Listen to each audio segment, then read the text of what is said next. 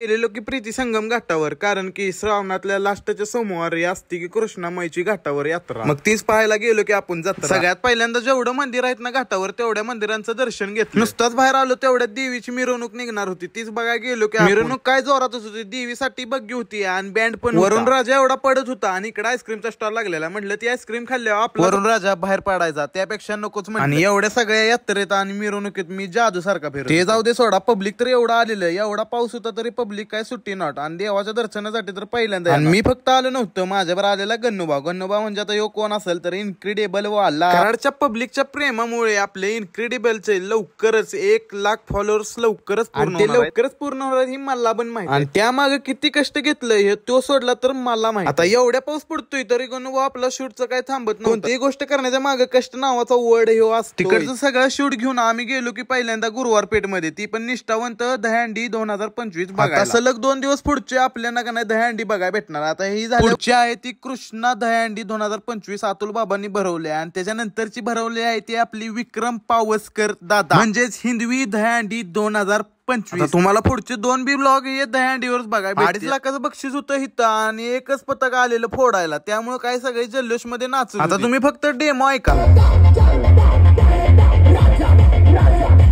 आता एकच पथक आले म्हणून नियोजकांनी काय केलं, 4-5 सलामी द्यायला लावली. तर मग दहीहंडी फोडायला सांगितली. हंडी फोडलेली छोटीशी क्लिप बघा.